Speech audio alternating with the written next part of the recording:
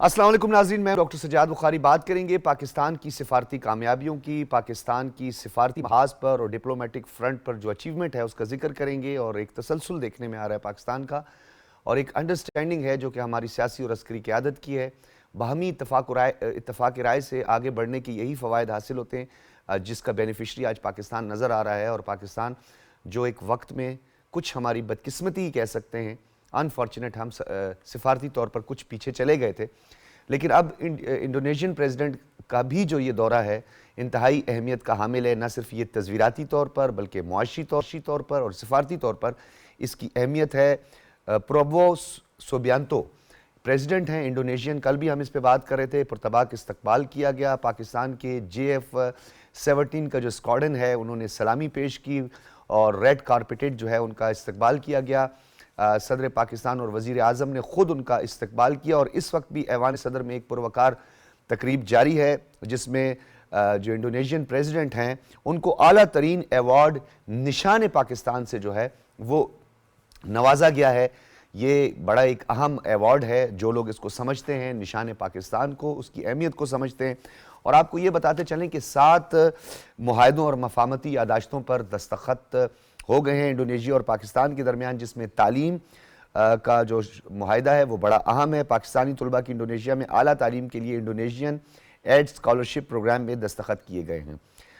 چھوٹے اور درمیانے کاروبار کی ترقی کے لیے تعاون کی مفاہمتی یادداشت کا تبادلہ ہوا ہے، جبکہ پاکستان اور انڈونیشیا کے درمیان تاریخی دستاویزات اور ریکارڈ محفوظ بنانے کے لیے مفاہمتی یادداشت پر بھی دستخط کر دیے گئے ہیں۔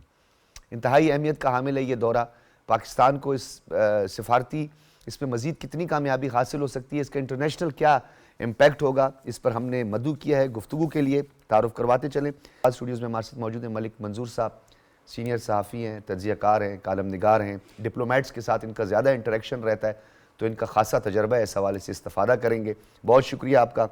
اسی طرح ہمیں میاں ثناء اللہ صاحب نے جوائن کیا ہے، فارمر انویسٹر ہیں، آپ کا بھی بہت بہت شکریہ، آپ کے تجربات جو ہے اس سے بھی ہم استفادہ کریں گے۔ حسن افتخار صاحب ہیں، لاہور اسٹوڈیوز میں ہمارے ساتھ موجود ہیں، ہمیں جوائن کیا ہے، سینئر تجزیہ کار ہیں، آپ کا بھی بہت بہت شکریہ حسن افتخار صاحب۔ میرے خیال میں میاں صاحب سے جو ہے وہ گفتگو کا آغاز کیا جائے۔ میاں ثناء اللہ صاحب، بہت سارے ممالک کے ساتھ وفود کی سطح پر ہماری ملاقاتیں ہوتی ہیں، مختلف وفود پاکستان آ رہے ہیں، مختلف صدور پاکستان آ رہے ہیں، مختلف وزرائے اعظم جو ہے وہ پاکستان کا دورہ کر رہے ہیں، SCO جیسا سمٹ پاکستان میں ہو رہا ہے، اور پاکستان کی ایک جیو اسٹریٹجک امپورٹنس بھی بڑھتی جا رہی ہے۔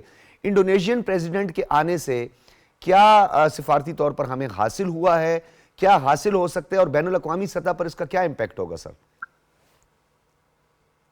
بیسیکلی آپ نے جس سفارتی مارکوں کا ذکر کیا ہے کہ ہم نے بہت کچھ کر لیا ہے پچھلے دنوں، اس میں ایک بہت ویلیویبل ایڈیشن کے طور پہ ان کے وزٹ کو لیا جائے گا۔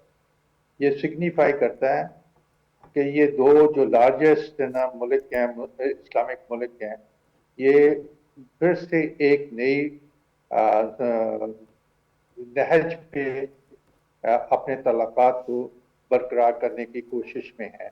آپ کو یاد ہوگا کہ مختلف جگہوں پہ، یعنی ایجپٹ میں یا دوسری جگہوں پہ ملاقات ہوئی ہے ہمارے پرائم منسٹر صاحب کی پریزیڈنٹ سبیانتو کے ساتھ، لیکن یہ پہلی دفعہ 218 کے بعد ان کا پریزیڈنٹ آ رہے ہیں، اور ہمارے پریزیڈنٹ گئے تھے وہ بھی ایک بائلیٹرل سینس میں نہیں تھے، ایک نیب کے سلسلے میں گئے تھے، لاسٹ جو پریزیڈنٹ مشرف صاحب 2005 میں، تو اتنا گیپ ہے، اور یہ اس گیپ کو جب ختم کیا گیا تو اس میں آپ کی طرف سے ایک میسج جائے گا کہ آپ واقعی کلیئر ہیں اس علاقے سے اور اس ریجن سے اپنے تعلقات کو اس نہج پہ لے جانے کا جس کا ذکر آپ ہمیشہ کرتے رہے ہیں۔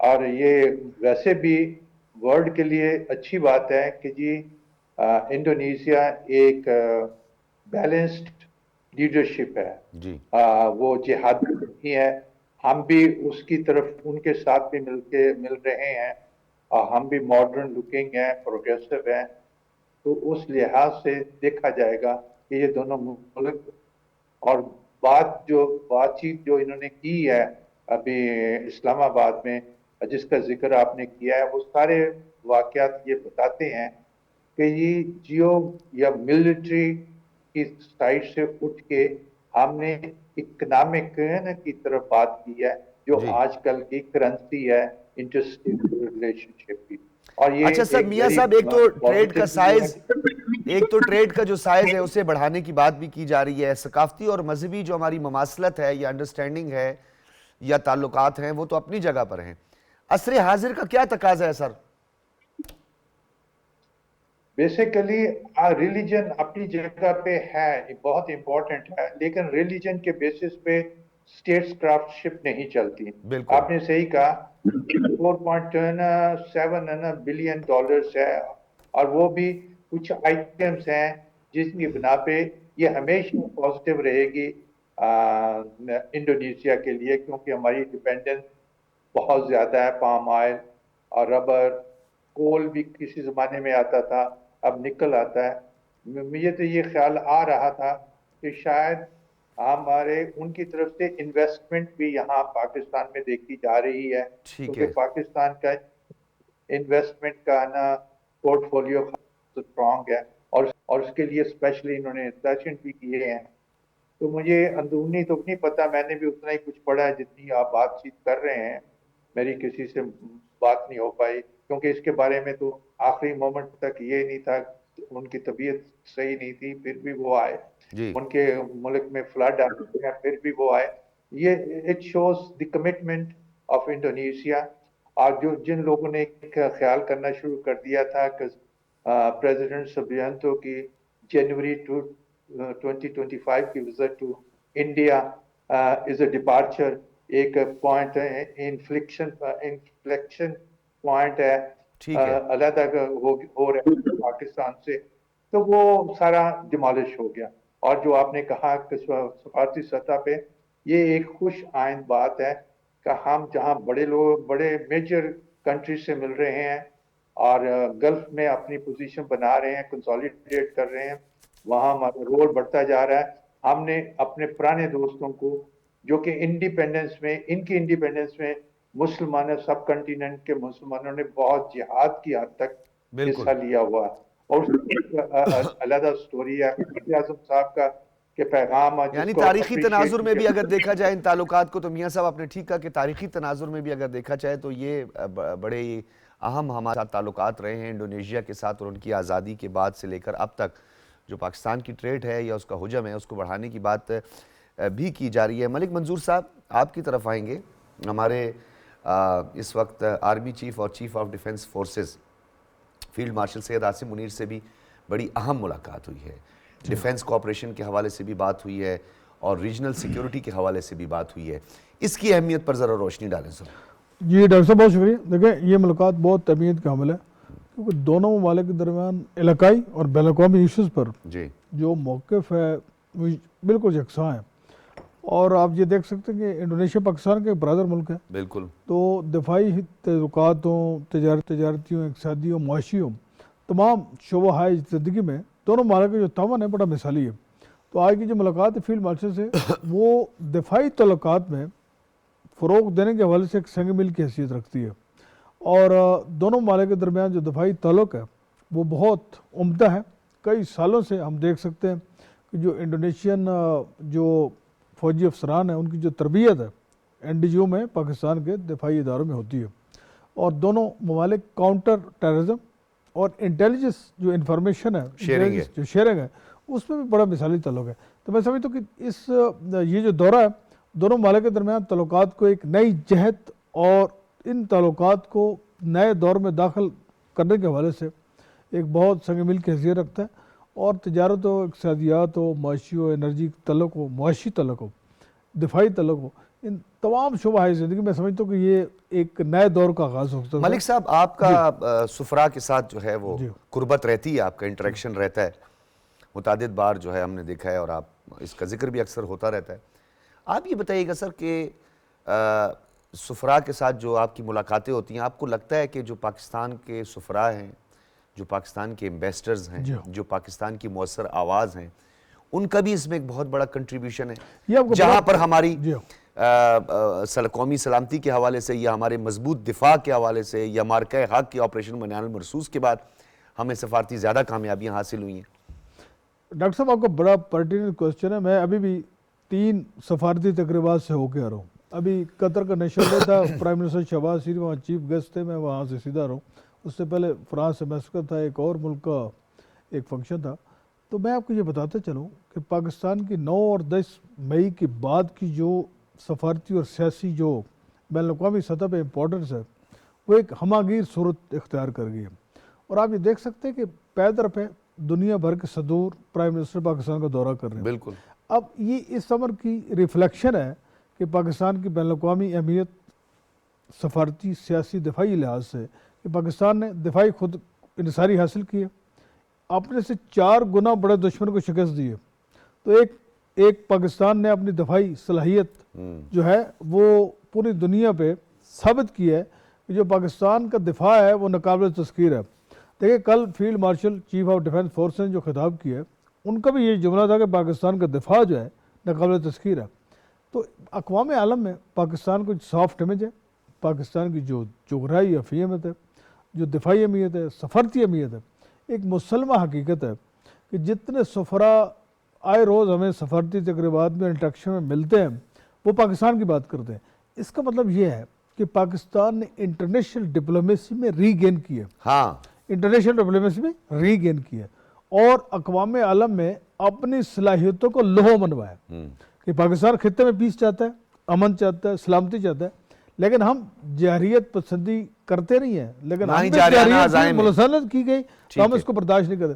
میں سمجھتا ہوں کہ پاکستان کی جو اہمیت ہے بین الاقوامی سطح پر ایک مسلمہ حقیقت طور پہ سامنے آئی ہے. اچھا, کیونکہ اس پہ ہم بات کر رہے تھے, اس سے سفارت کامیابی پہ بات کریں, تو حسن افتخار آپ کی طرف میں آؤں گا. مجھے یہ بتائیے گا کہ پاکستان کی جو ڈیفنس پروڈکشن ہے, JF-17 جب دبئی کا ایئر شو ہوا تو وہاں پہ بھارتی پائلٹس آئے تو انہوں نے سیلفیاں بھی لینے کی کوشش کی, چومنے کی بھی کوشش کی, اور اپنا جو تیجس تھا ان کا, جس کا انجن بھی ان کا اپنا نہیں تھا, وہ تو خیر اپنی پروڈکشن اس کو کہتے ہیں, اس کا تو ہمیں پتہ ہے, سارا تفصیلات کا ہمیں پتہ ہے. پھر ایک انفارچونیٹ ہوا, ہمیں اس پہ افسوس بھی ہے, ہونا بھی چاہیے افسوس, کسی پائلٹ کی جان گئی ہے, اس کی جان جھونکے میں ہندوستان نے ڈالی ہے. لیکن پاکستان کی جو ڈیفنس پروڈکشن ہے, کیا یہ ایک پوٹینشیل بھی ہے دنیا کی توجہ مبذول کروانے کے لیے, یا اپنے مضبوط دفاع جو ہے وہ بھی ایک اٹریکشن پیدا کر رہا ہے کہ ہمارے پاس ڈپلومیٹس آ رہے ہیں, سفراء آ رہے ہیں, وزرائے اعظم آ رہے ہیں, صدور آ رہے ہیں, سعودی عرب کے ساتھ ہمارا ڈیفنس پیکٹ ہے, 1-2 اور ڈیفنس پیکٹ جو ہے وہ بھی ایکسپیکٹ کیے جا رہے ہیں. جی ڈاکٹر صاحب, آپ نے بالکل صحیح پوائنٹ آؤٹ کیا. اصل بات یہی ہے نا کہ جو وکٹوریس لوگ ہوتے ہیں ان کو لوگ زیادہ پسند کرتے ہیں, ان کی طرف زیادہ آتے ہیں. جی ڈاکٹر صاحب بالکل آپ نے ٹھیک کہا ہے. جو وکٹری جب ہوئی ہماری مئی کے اندر انڈیا کے خلاف, تو اس کی وجہ سے ہمارا جو انٹرنیشنل سٹاک ہے وہ کافی زیادہ اوپر چلا گیا. آپ نے JF-17 کی بات کی. اب دیکھیں پاکستان کا اور چائنا کا جو میڈ JF-17 ہے اس نے جو top of the line French جہاز تھا اس کو گرا دیا. تو یہ اوبیسلی جن لوگوں نے پروکیورمنٹس کرنی ہے اپنے ممالک کے لیے, they have their eyes on this. Pakistan پہلے آذربائیجان کے لیے پروڈیوس کر رہا ہے JF-17, ارجنٹینا کے ساتھ بھی ہماری ڈیل آن اینڈ آف چلتی رہی, نائجیریا کو بھی ہم بیچ رہے ہیں. انڈونیشیا ایک بہت بڑا ملک ہے, جس طرح آپ سب نے بتایا کہ اس کی population in it self Pakistan کے لیے بہت بڑی مارکیٹس کھولتی ہے, صرف ڈیفنس پروڈکشن کی نہیں ہے, ہماری ادر گڈس ہیں, ہماری ادر پروڈکٹس ہیں جو ہم ان کو وہاں مارکیٹ کر سکتے ہیں. ایمبیسڈر صاحب نے بالکل ٹھیک کہا کہ ہمارا ان کے ساتھ ٹریڈ ڈیفیسٹ چلتا رہے گا. ہم ان سے آئل جو کھانے والا استعمال کرتے ہیں, خودنی تیل جو لے کے آتے ہیں, اس کی وجہ سے وہ رہے گا, لیکن بہت بڑی مارکیٹس اوپن ہو رہی ہیں. انڈونیشیا سیریسلی انٹرسٹڈ ہے JF-17 کی ٹیکنالوجی کے اندر, اور ہم پہلے سے اس کو سیل آؤٹ تو کرتے رہے ہیں, ہم کوشش کرتے رہے ہیں, بتاتے رہے ہیں کہ یہ ٹاپ آف دا رینج, اپنی جو اس کی پرائس رینج ہے نا اس کے اندر اس سے زیادہ اچھا جہاز جو ہے وہ اس وقت انٹرنیشنلی کہیں پہ اویلیبل نہیں. انڈیا کے تیجس جو ہیں وہ بھی اس سے نیچے کی کیٹیگری میں آتے ہیں. تو وہ اب ہم نے کر کے بھی دکھایا. اس کا ایکچوئل جو ہے جہاز گرانے والا سارا ایکسپیرینس وہ دنیا نے دیکھا, اور اب تو کنفرم کیلز ہیں نا, یہ صرف ہماری طرف سے کہی گئی بات نہیں ہے. انٹرنیشنل ایویشن میگزینز جو ہیں دنیا بھر کے, انہوں نے بھی اس کو مانا ہے کہ ایک جو سپیریئر جہاز تھا اس کو ایک JF-17 نے گرا دیا, تو آٹومیٹکلی اس سے اس کا سٹاک انکریز ہوا ہے. دنیا بھر کے اندر ہم کر رہے ہیں, انڈونیشیا ایک اس کے ساتھ ہے. اس کے اندر ایک چیز اور بھی دیکھنے والی ہے کہ ہمارا جو ہے وہ جن لوگوں کے ساتھ ہم انٹرنیشنل ممالک کے ساتھ بات کریں, جس طرح ایمبیسڈر صاحب نے کہا, وہ صرف ریلیجن بیس نہیں ہے. ہم اور جو انٹرنیشنل دنیا کے ممالک ہیں وہ بھی ہماری طرف, جو نان مسلم کنٹریز ہیں وہ بھی دیکھ رہے ہیں. چھوٹے لیول کے جو ممالک ہیں, افریقن بہت سارے کنٹریز ہیں, ان کی طرف سے بھی ہمیں اپروچ کیا جا رہا ہے کہ یہ جو ڈیفنس والا سارا کام ہے ان کو کیا جائے. ٹریننگ تو ہم آلریڈی کرتے تھے, اس سے ہمیں فائدہ یہ ہو رہا ہے کہ ہماری جو آواز ہے وہ صرف جب آپ اس طرح کی کرتے ہیں, اگر آپ انٹرنیشنلی اسٹرانگ ہوتے ہیں, ان کے ساتھ آپ کے کاروباری روابط ہوتے ہیں, تو آٹومیٹکلی یہ ہوتا ہے کہ وہ لوگ زیادہ آؤٹ آف دا وے جا کے آپ کی مدد کرنے کو آگے آتے ہیں, کیونکہ ان کے بھی معاشی کو تعلقات آپ کے ساتھ جڑے ہوتے ہیں, آپ کی کامیابی سے ان کی بھی کوئی کامیابی کا حصہ ہوتا ہے. تو میرا خیال ہے یہ انٹرنیشنل جو ہماری ریکگنیشن ہے, یہ سب کی ملی جلی محنت ہے, اور فائدہ ہمیں ضرور ہوگا, آنے والے دنوں میں بھی ہوگا. امپورٹنٹ بات یہ ہے کہ ہم اس کو کنٹینیو کر سکیں. یہ جو آن گوئنگ ہے, اب پریزیڈنٹس آ رہے ہیں, ابھی جارڈینین کنگ آئے ہوئے تھے, اس سے پہلے بھی آئے ہوئے تھے, اس سے پہلے قطر کے ساتھ تھا. تو یہ ایک لائن ہے, اس میں چل رہے ہیں. اس میں دیکھنا یہ ہے کہ انڈیا جو ہے ہمارا مخالف, وہ آٹومیٹکلی کوشش کرتا رہے گا کہ ہماری ٹانگیں کاٹتا رہے, کہیں نہ کہیں پہ کچھ نہ کچھ کرتا رہے. لیکن یہ ہمارے سفیر جو ہیں وہ ایک زیادہ ایکٹیو ہوئے ہیں. اس میں میرا خیال ہے شاید یہ بھی دیکھنے کی ضرورت ہے کہ شاید جو گورنمنٹ ہے اس کی طرف سے بڑی کلیئر پالیسی بھی ہے کہ ہم نے انٹرنیشنل دنیا کو انگیج کرنا ہے اور اپنا جو نیریٹو ہے وہ بیچنا ہے. پوسٹ 9/11 کی ورلڈ میں پاکستان کا نیریٹو جو تھا نا, وہ کہیں گم گیا تھا. ہماری بات شاید کوئی سنتا نہیں تھا, ہمیں جو ڈپلومیٹک بیک واٹرز تھے اس کے اندر پھینک دیا گیا تھا. تو کافی ہمارا فائدہ ہوا ہے.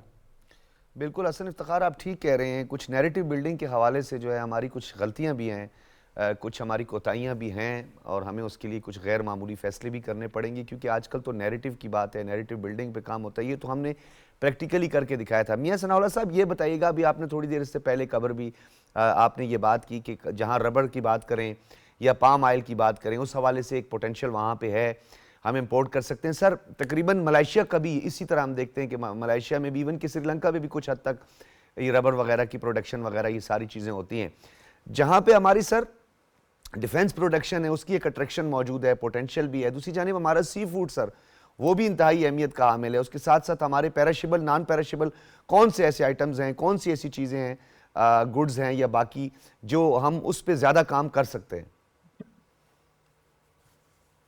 بیسیکلی آپ نے سی فوڈ کو تو انڈونیشیا کا اپنا بہت زیادہ ہے, وہ ایکسپورٹ بھی کرتے ہیں اور خود اس کی کنزمپشن بھی ہے, تو یہ وہ پاکستان کے لیے بہت مشکل ہے. کول کو نیو کاسل لے جانے والی بات ہے. جی, آپ نے نا ڈیفینس کی بات کی ہی ہے, اس کے لیے میرے ہوتے ہوئے ہم نے ڈیفینس کوآپریشن ایگریمنٹ کروایا تھا, اور ہم نے وہاں کے ڈیفینس منسٹر کو یہاں پاکستان بھی بھجوایا تھا, اور وہ جیت 17 پہ دیکھ رہا تھا, اور بڑی حد تک اس میں سیریس تھے, کیونکہ ان کو ضرورت ہے ایسے ایئر کرافٹ کی,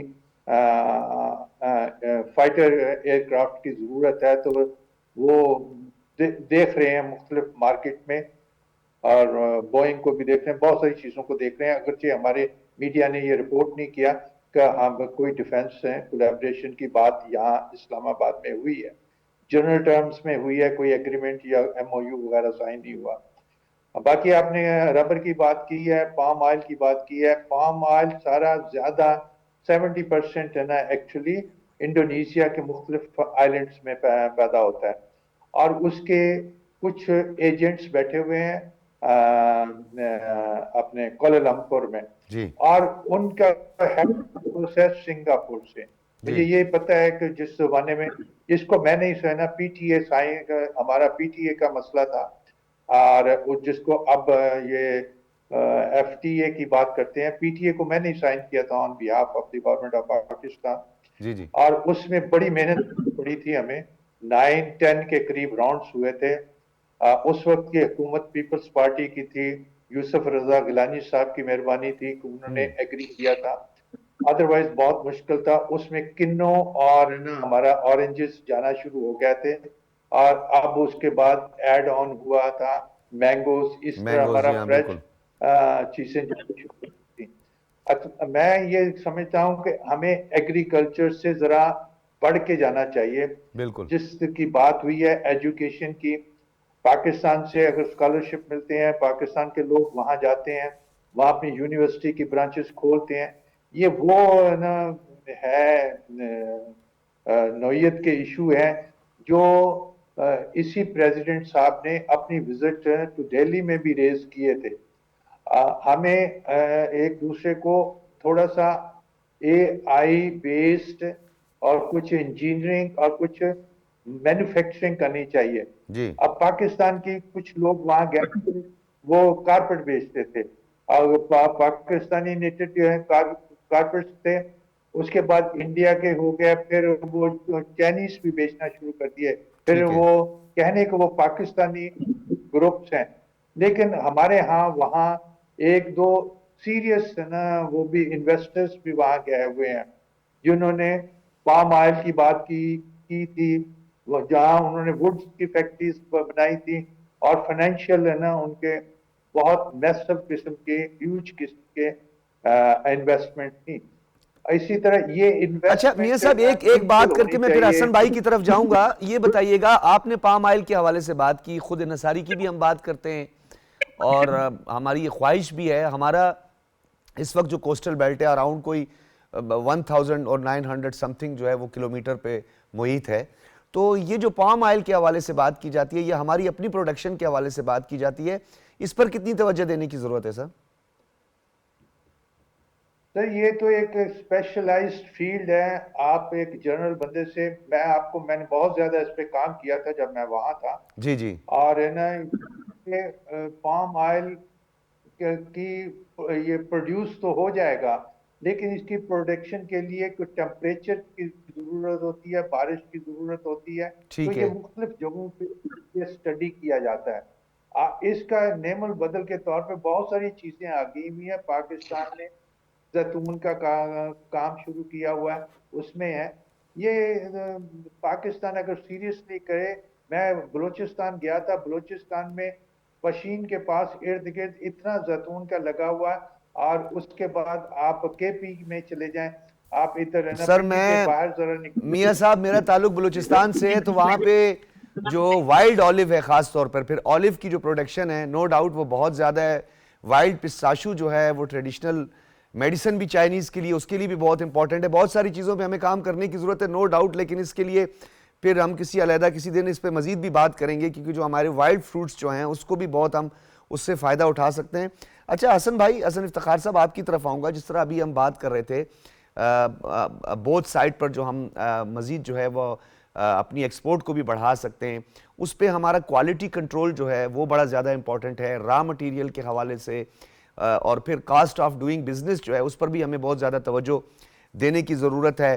مزید آپ کو کیا لگتا ہے کہ پام آئل بھی, جس طرح امبیسڈر صاحب نے بھی یہ بات کی, کیونکہ میں وہ سی فوڈ کے تناظر میں اس لیے بات کر رہا تھا کہ ہمارا جو خاص طور پر ہے, ہمارا ٹونا بہت زیادہ ایکسپورٹ ہوتا ہے. ایون کہ گلف کی کنٹریز ہیں, بہت سارے ایسے ممالک ہیں جہاں پہ گو کہ ان کے پاس سمندر ہیں, اپنی فشریز ہیں ان کی, لیکن یہ ایک انفرادی حیثیت بھی رکھتا ہے.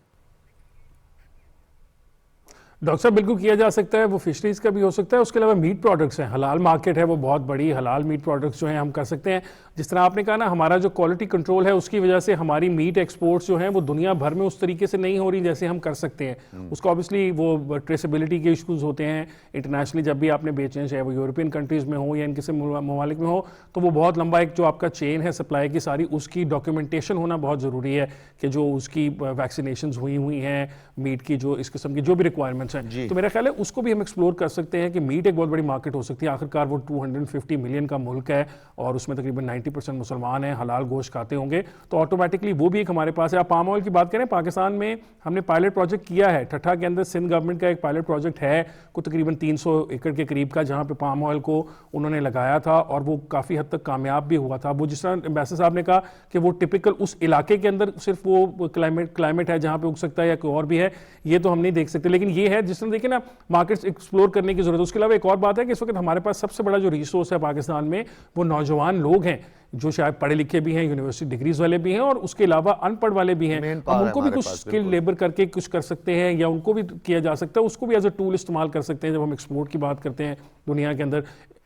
جی مین پاور جو ہے, جی جی جی جی بالکل حسن افتخار صاحب, یہ بھی ٹرین مین پاور کی. سر ڈاکٹر صاحب اس وقت انٹرنیشنلی ٹرین مین پاور کی تو ضرورت ہوگی نا, جو آپ کے ویلڈنگ کا سٹاف ہے اور اس قسم کا جو ہے ہماری جو. جی بالکل بالکل حسن افتخار صاحب نے جو بات کی. ملک منظور صاحب آپ کنکلوڈ کر دیجئے گا. سر آپ نے انویسٹر صاحب کی بھی, حسن بھائی کی بھی آپ نے گفتگو سنی کہ ہمیں بہت سارا کام کرنے کی ضرورت ہے.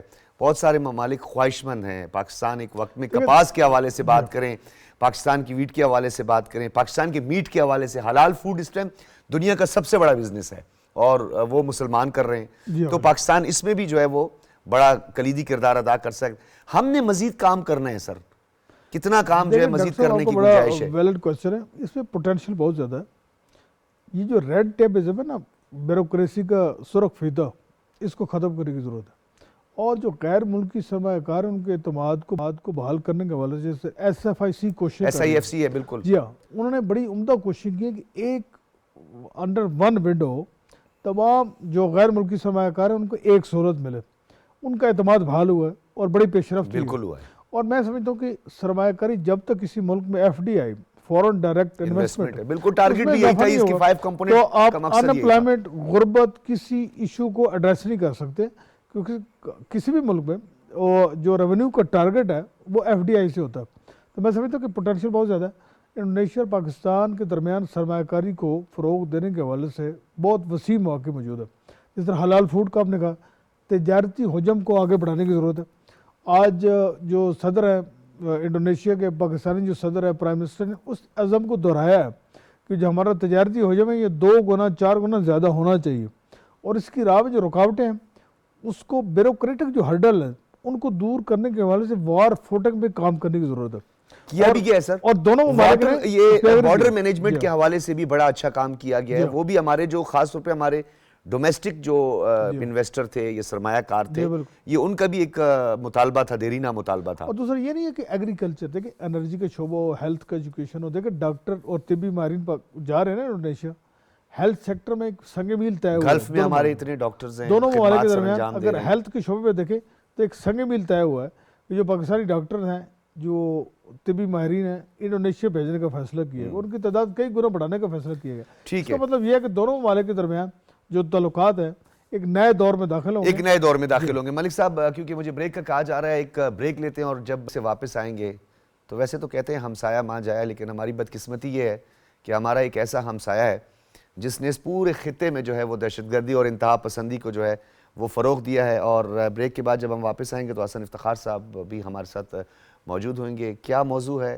کیا صورتحال ہے ہمارے پڑوس میں، اور مذہبی انتہا پسندی اور جنونیت جو ہے ہندوتوا کا کیا راج چل رہا ہے، اس پہ بات کریں گے۔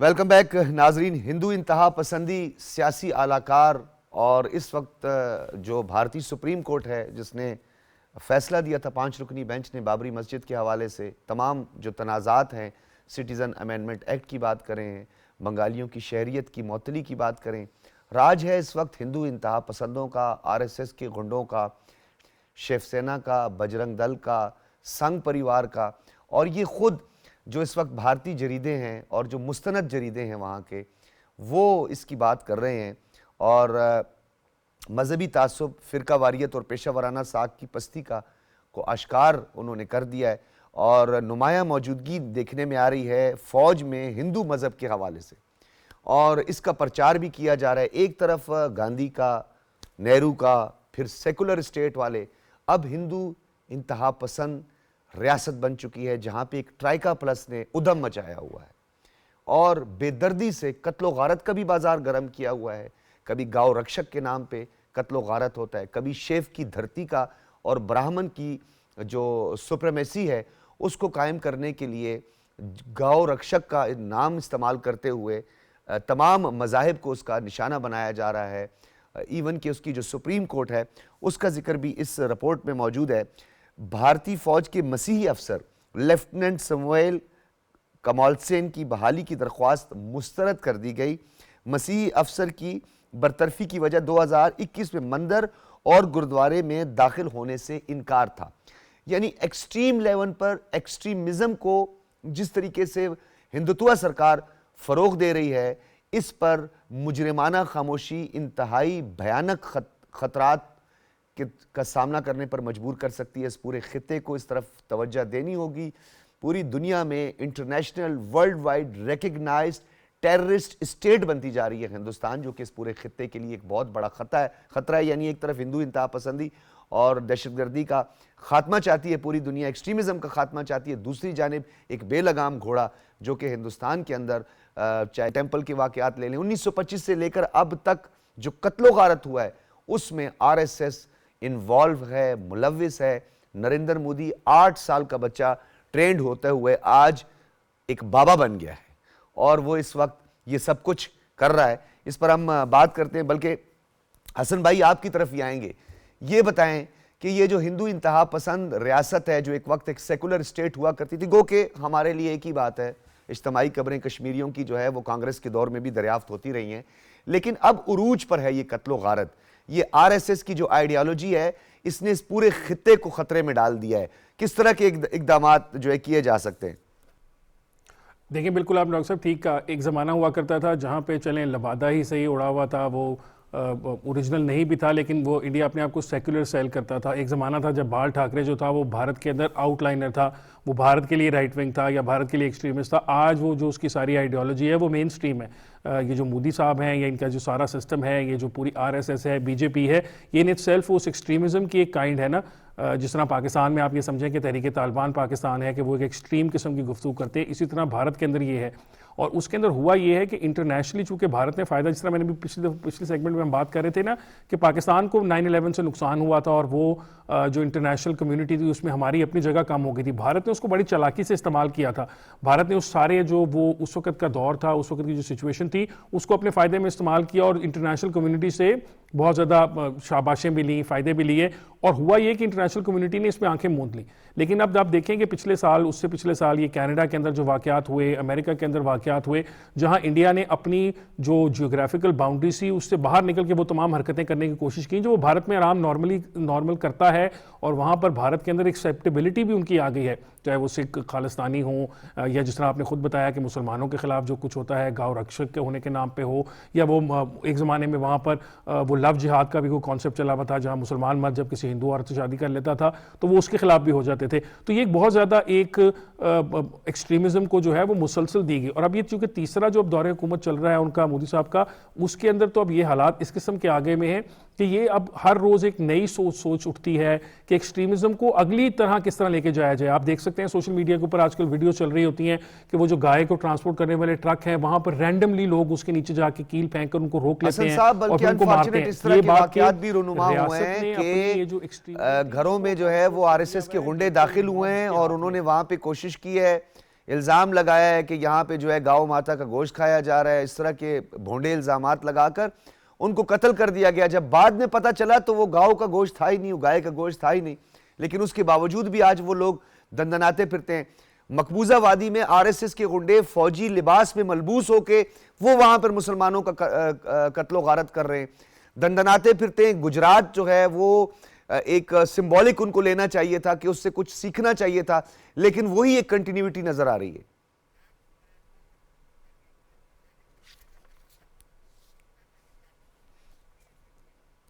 ڈاکٹر صاحب انہوں نے بچر آف گجرات جو تھا اس کو وزیر اعظم بنا دیا بجائے اس کے کہ وہ اس سے سبق سیکھتے. ابھی دیکھیں بہار میں الیکشنز ہوئے ہیں, وہاں پہ جو بی جے پی کی واپسی ہوئی ہے تو اس کے بعد وہاں پر ایک وہ ٹروپ استعمال کیا جاتا ہے گوبھی کے کھیتوں کا.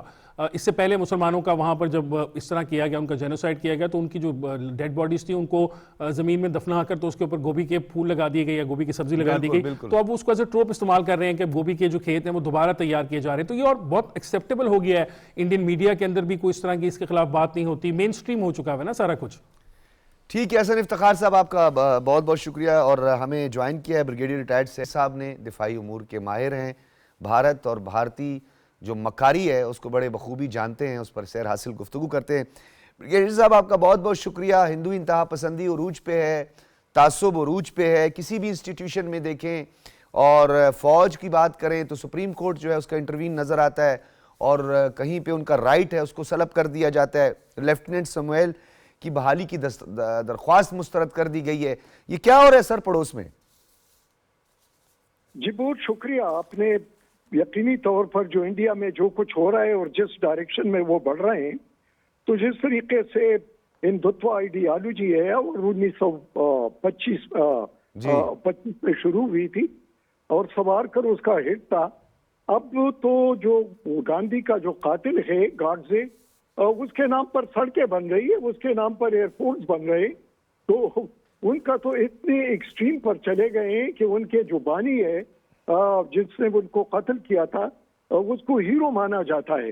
اور دوسری طرف پر دیکھ لو کہ جتنے بھی یعنی صرف مسلمان نہیں ہے، مسلمان کے علاوہ کرسچین ہے، پارسیز ہے، اس کے علاوہ اب تو سکھوں پر بھی آ گئے، اور اس کے علاوہ جو شیڈول کاسٹ ہے، یہ اس کو مطلب ہے کہ وہ شیڈول کاسٹ کو تو یا جو ڈیلٹس ہیں ان کی کافی آبادی ہے، لیکن ان کو بھی وہ ہندو نہیں مانتے، ان کو بھی وہ ہندوتوا کا حصہ نہیں مانتے. یہ ایلیٹ میجورٹی کی جو بات ہے وہ وہاں پر پریویل کر رہی ہے. اور اب تو آرم فورسز کی آپ نے بات کی، تو آرم فورسز میں ابھی باقاعدہ انہوں نے شیڈول کاسٹ کے لیے جو کوٹا تھا اس کو ابھی رفتہ رفتہ کم کر رہے ہیں، اور وہ اس لیے کم کر رہے ہیں تاکہ اس کی ریپریزنٹیشن نہ ہو، اور جو ان کے آرم فورسز ہے وہ کمپلیٹلی ہندوتوا کے جو آئیڈیالوجی ہے اس کے جو اس کو آگے لے جانا ہے اس کو امپلیمنٹ کر رہا ہے تاکہ اس کے لیے وہ تیار رہے.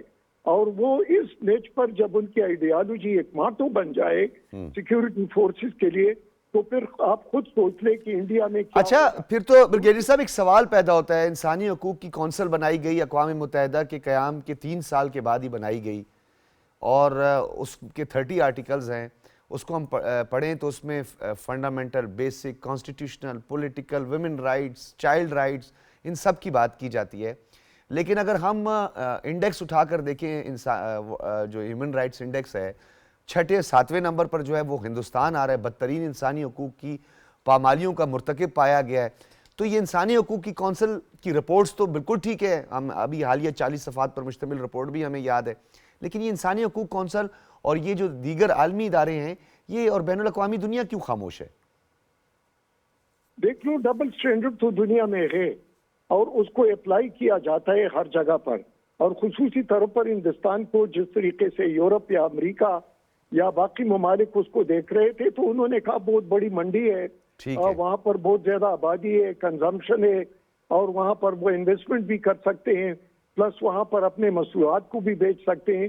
اور پھر ان کا ڈیفنس بجٹ دیکھ لو، تقریباً 80 بلین تک پہنچ گئے. تو ظاہر ہے کہ رشیا بھی، یورپ بھی، امریکہ بھی چاہتا ہے کہ ان کے ویپنز خریدے جائیں، اور ظاہر ہے کہ انہوں نے رافیل بھی اس لیے لیا تھا، اس کے علاوہ اس 400 لیا تھا، اس کے علاوہ جو نیوکلیئر سب میرین وغیرہ وہ بھی لے رہے ہیں، اور باقاعدہ انہوں نے ایک بائنگ سپری پر گئے ہوئے، اور کتنے MGs، کتنے اس کے علاوہ. بریگیڈیئر صاحب میں آپ کی طرف دوبارہ آتا ہوں، کیونکہ ہمارے اسٹوڈیو میں جو ہے چہروں پہ مسکراہٹ آ گئی ہے، کیونکہ جب S-400 اور رافیل کی بات کی جاتی ہے تو ہمیں ہنسی آنا شروع ہو جاتی ہے. ملک صاحب، بریگیڈیئر صاحب یہی بات کر رہے تھے. کتنا نقصان، کیا راہل گاندھی کی وہ اسٹیٹمنٹ لوک سبھا کی ٹھیک ہے کہ ہمیں کسی دشمن کی ضرورت نہیں، ہمارے لیے مودی کافی ہے، پورے انسٹیٹیوشنز کو کیپچر کر دیا ہے، ہندو انتہا پسند ایک ریاست بنائی ہے، ایک سینٹیمنٹ کا استعمال کیا جا رہا ہے، اور جو اقلیتیں ہیں بدترین ان کے ساتھ جو ہے ان کی جو بنیادی جو ان کے رائٹس ہیں ان کو سلب کیا جا رہا ہے، شہریت معطل کی جا رہی ہے، وقف بل لائے جا رہے ہیں، amendment act, citizen amendment act لائے جا رہے ہیں. لیکن ڈاکٹر صاحب نے بالکل درست کہا کہ جو اینٹی مسلم ان کا جو سٹانس اور ایک نیریٹو ہے، ان کو ہندوستان کے اندر آئسولیٹ کر دیا. آپ دیکھ رہے ہیں ان کا صرف اینٹی مسلم ایک سٹانس ہے، مسلم دشمنی کی وہ چل رہے نا. تو جو ہیومن رائٹس کی وائلیشن ہے بدترین، آپ دیکھ سکتے ہیں کہ ہندوستان کے اندر کئی علیحدگی جو تحریکیں ہیں وہ بہت متحرک اور فعال ہو چکی ہیں، اور معاشرے کے اندر کی تفریق انہوں نے پیدا کر دی ہے. دیکھیں نا، جو اقلیتیں ہیں، منورٹیز ہیں، ان کے حقوق انہوں نے سلب کر لیے. تو وہاں نہ رول آف لا ہے، نہ ڈیموکریٹک ویلیوز ہے. تو آپ دیکھ سکتے ہیں کہ ایک جمہوریت کے ایک لبادہ انہوں نے ضرور اوڑا ہے، لیکن اندرون اس کے اندر آپ دیکھ سکتے ہیں کہ جو مندر میں داخل نہیں ہوگا، گردوارے میں داخل نہیں ہوگا، تو اس کو یہ سزا دی جائے گی. یہ جو ان کی ایکسٹریمزم والی سوچ ہے، ہندوتوا جو مائنڈ سیٹ ہے، اس کی وجہ سے آپ دیکھ سکتے ہیں کہ وہاں بدترین انسانی حقوق کی پامالی جاری ہے. اور پوری دنیا میں تو کہتا ہوں انسانی حقوق جو تنظیمیں ہیں، میں تو سمجھتا کہ یہ مجرمانہ غفلت ہے، کرمنل نیگلیجنس ہے کہ آپ اس پہ آواز کیوں نہیں اٹھاتے. دیکھیں نا، وہ مقبوضہ کشمیر میں ان کی انسانی حقوق کی پامالیاں دیکھ رہے ہیں، اور مسلمانوں کے ساتھ ان کا جو سلوک ہے وہ دیکھ لیں. تو اس پہ جو ہندوؤں کے ساتھ، جو نچلی ذاتوں کے ساتھ، دلتس کے ساتھ، شودرز کے ساتھ، باقیوں کے ساتھ جو ان کا ناروا سلوک ہے، اور ان کی جو مقبولیت ہے، دیکھیں مودی سرکار جو مقبولیت ہے، پاپولیٹی ہے، وہ تو دیکھیں آدھے سے بھی کم رہ گئی، کہ لوگ نفرت کرتے ہیں. ان کی جو پالیسیز ہیں اس کی وجہ سے میں سمجھتا ہوں کہ وہ آئسولیشن کا شکار ہو رہے ہیں.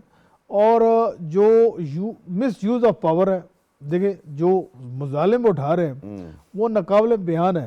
تو میں سمجھتا ہوں کہ جو انسانی حقوق کی تنظیمیں ہیں ان کو ضرور اس پہ آواز اٹھانی چاہیے کہ ڈیموکریٹک ویلیوز کو وہ پامال کر رہے ہیں، انسانی حقوق کی جو حقوق ہیں ان کو پامال کر رہے ہیں. آپ سمجھ سکتے ہیں کہ کس طرح کی صورتحال اس وقت ہندوستان کے اندر ہے کہ پاورٹی لائن سے نیچے رہنے والے جو لوگ ہیں کروڑوں کی تعداد میں، بے روزگاری دیکھتے ہیں، مہنگائی دیکھ لیں، دیگر مسائل دیکھ لیں، تو ان کے بزور شمشیر جو ہے لوگوں کے حقوق کو دبایا جا رہا ہے. اور اس سلسلے میں سمجھتا ہوں کہ ان کی جو حکومت کے جو کرتا دھرتا ہے وہ اختیارات کا ناجائز استعمال کر رہے ہیں. اور دیکھیں اپوزیشن بھی سراپا احتجاج ہے، پارلیمنٹ کے اندر دیکھ لیں کہ وہ کس طرح کی آواز بلند کرتے ہیں اور وہ ان کے جو مظالم ہیں ان کو اجاگر کر رہے ہیں. برگیڈیئر صاحب، ایک تو ہندو انتہا پسندی کی بات کریں اب تو ایک اور ہماری ایک اور بدقسمتی ہے کہ ابھی ہمارا مغربی جو پڑوسی ہے، مشرقی کے ساتھ تو جو ہماری ٹینشن تھی، اب یہ جو ہمارا مغربی پڑوسی ہے یہاں پہ جو دہشت گرد اور انتہا پسند جو گروپ ہیں ان کی نہ صرف تعداد بڑھتی جا رہی ہے، محفوظ ان کو ٹھکانے مل رہے ہیں.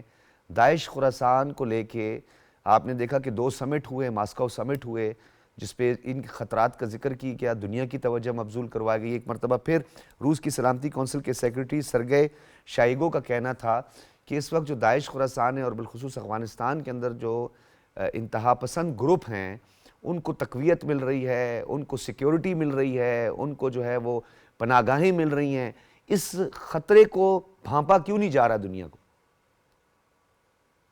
دیکھ لو، جہاں تک خطرے کی تو بات ہے، تھریٹ کی بات ہے، یا ان کے جو فیکٹس اینڈ فگر سامنے آتے ہیں اقوام متحدہ کے رپورٹ میں، اس کے علاوہ ماسکو فارمیٹ کی آپ نے بات کی، وہاں پر سنٹرل ایشین ممالک اس میں شامل تھے. اس کے علاوہ چائنا کے ساتھ، ایران کے ساتھ، یا اس کے جو سر سینٹرل ایشین اسٹیٹس کے لیے خطرہ بڑھتا جا رہا ہے، ازبکستان کے لیے، تاجکستان کے لیے، دیگر ایون کہ ایران کے لیے. یہ سب کے لیے، انہیں نیبرز کے لیے تو خطرہ ہے ہی. لیکن اس کے علاوہ آپ نے دیکھا کہ امریکہ میں ابھی جو ان کے پہلے ان کا ساتھ دیتے تھے پیسوں کے لیے، ان کے انٹرپریٹر بنے ہوئے تھے، ان کے لیے مخبری کرتے تھے، سی آئی اے کے پے رول پر تھے. اب جب ادھر چلے گئے تو وہاں پر ابھی انہی پر حملے کر رہے ہیں. اس کا مطلب یہ ہے کہ جو بھی اس کو پالے تو اس پر ضرور انہوں نے حملہ کرنا ہے. اور اس کو، اور ظاہر ہے کہ اس میں ابھی باقی لوگوں کے لیے جو ٹھیک لوگ ہیں ان کے لیے بھی امیگریشن رول جو ہے ان کے کرتوتوں کی وجہ سے وہ امینڈ ہو رہے ہیں یا ان پر سختی لائی جا رہی ہے. ایک تو یہ، دوسرا یورپ میں بھی یہی بات ہے. آپ جرمنی میں دیکھ لو جس قسم کی حرکتیں ادھر وہ کرتے ہیں، اور وہاں پر بھی وہ پاکستان کونسلیٹ میں گئے تھے، ان کا جھنڈا اتارا تھا. تو یہ تو ان کا ایک قسم کا نفرت جو ہے، اور وہ نفرت میں کامن جو ہے وہ انڈیا ہے. تو انڈیا پاکستان کا تو دشمن ہے. ابھی وہ دشمن کے ساتھ چناکیا کے اس میں مل کر ابھی پاکستان کے خلاف جو ہماری ویسٹرن بارڈر ہے اس کو استعمال کیا جا رہا ہے. وہاں پر جو پہلے ان کے کونسلیٹ تھے اس کو دوبارہ فعال کیا جا رہا ہے. انٹیلیجنس شیئرنگ اس کے پاس کرتے ہیں اور پھر پیسے لیتے ہیں. میں آپ کو ایک مثال دیتا ہوں. ابھی ریسنٹلی امراللہ صالح جو پہلے انٹیلیجنس چیف تھا، اس نے کہا کہ 8 دسمبر کو $45 ملین نقد جو امریکہ نے بیچ کر خصوصی فلائٹ کے ذریعے اس طالبان کو دیے ہوئے ہیں. اور وہ وہاں پر کون ہے؟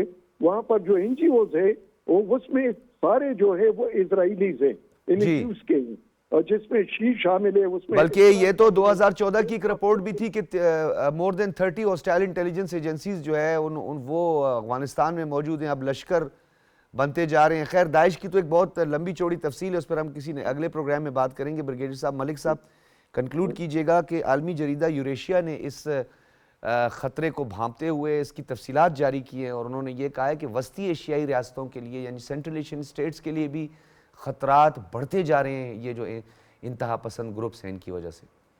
دیکھیے سر، ڈاکٹر صاحب ایک بات تو اسٹیبلشڈ ہے کہ بھارت ایک ایکسٹریمسٹ اور ٹیررسٹ کنٹری ہے، اور جو اس کی دہشت گردانہ پالیسی ہیں آپ دیکھ سکتے ہیں کہ اقوام عالم میں مختلف دہشت گردی کے واقعات میں تانے بانے ہندوستان سے ملتے ہیں، داعش کی سپورٹ کے حوالے سے بھی. اور آپ دیکھ سکتے ہیں کہ پاکستان کو داخلی انتشار اور عدم استحکام کا شکار کرنے کے حوالے سے جو ان کی انتشار پسند پالیسیاں ہیں اور جو مداخلت ہے اس کے ثبوت سر یہ اپنے لوگوں کے لیے واش روم نہیں دیکھیں نا، بناتے، وہ تو اقوام لوگ متحدہ سڑکوں پہ جی ہاں۔ زندگیاں گزارنے پہ مجبور ہیں، تو ان کو وہ یہ تو- کیا اپنی دیکھیں جو they are سیاست پہ بیل promoting چڑھا؟ only extremism and terrorism، اور یہ جو اسپانسر ٹیررزم ہے ملک صاحب اور یہ جو فطرت الخوارج ہیں، فطرت ہندوستان ہے، ان کا فیسیلیٹیٹر ہے افغانستان۔ بالکل، بہت شکریہ ملک صاحب آپ کا بھی، اور بریگیڈیئر ریٹائرڈ سید نذیر صاحب آپ کا بھی، اپنی گفتگو سنی، فیڈ بیک پروگرام کا ضرور دیجیے گا۔ اجازت دیجیے، اللہ حافظ۔